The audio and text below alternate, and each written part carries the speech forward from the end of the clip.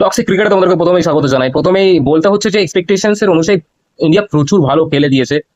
Set ইংল্যান্ডের সাথে খেলতে নেমে একটি দুর্ধর্ষ সেঞ্চুরির মধ্যে দিয়ে আভাস করেছেন এবং ডেবিউয়ের মধ্যে দিয়ে আগ্রাসন দেখিয়ে যশস্বী জয়সওয়াল প্রমাণ করে দিয়েছেন যে তার মধ্যে তীব্র চেতনাবোধ কতটা ভরে ভরে আছে বন্ধুরা।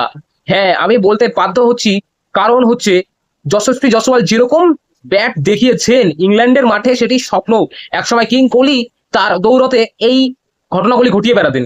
ইংল্যান্ড আর ইংল্যান্ড আর ইন্ডিয়ার যে ম্যাচ, যে অভাবনীয় আবেগী ম্যাচ, ইন্ডিয়ার দর্শকরা দেখতেই যেতেন না।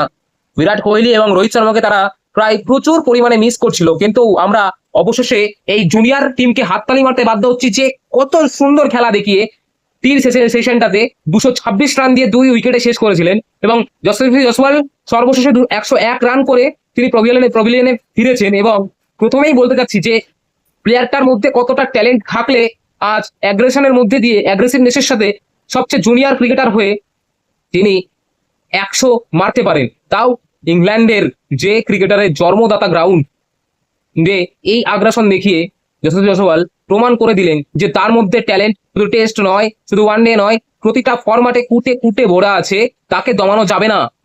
ইন্ডিয়ার ভবিষ্যতে তার প্রয়োজন এবং সত্যি কথা বলতে এই ক্রিকেট টিমটাকে অতটা ভরসাযোগ্য মনে হয়নি। সবাই এই টিমটাকে একটু তাচ্ছিল্য করছিল, কারণ রোহিত শর্মা এবং বিরাট কোহলি হঠাৎ করে অবসর নেওয়ায় তাদের মনটি ভেঙে গিয়েছিলেন এবং দর্শক থেকে শুরু করে সমস্ত প্লেয়ারদেরই এই মানান ছিল, সেমন একটা মানানসই হয়ে উঠতে পারেননি সবাই।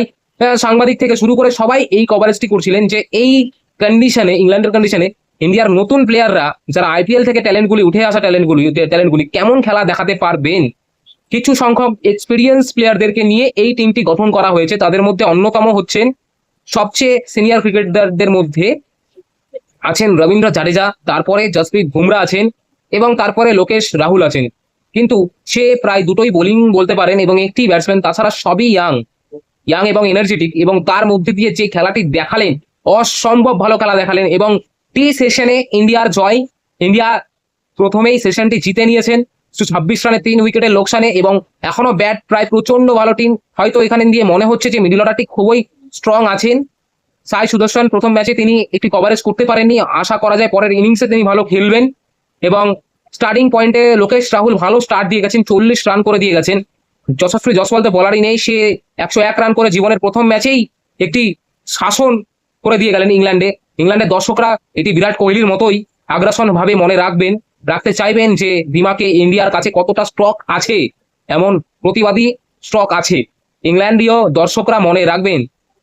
এবং তারপরে তো শুভমান গিল এখনো নট আউট আছেন, 65 রানে তিনি নট আউট আছেন। ক্যাপ্টেন বলতে পারেন, খুবই ভালো খেলছেন এবং ধরে ধরে খেলছেন, মেরেও খেলছেন, আগ্রাসন দেখাচ্ছেন। তিনিও হয়তো 100-র মধ্যে দিয়ে চলে যাবেন, আমরা চাই যে তিনিও একটি 100 পাক। ইংল্যান্ডে ইন্ডিয়ার আগ্রাসন বজায় থাকুক, এই বলে আমি আমার ভিডিওটি শেষ করলাম। কেমন হলো বন্ধুরা?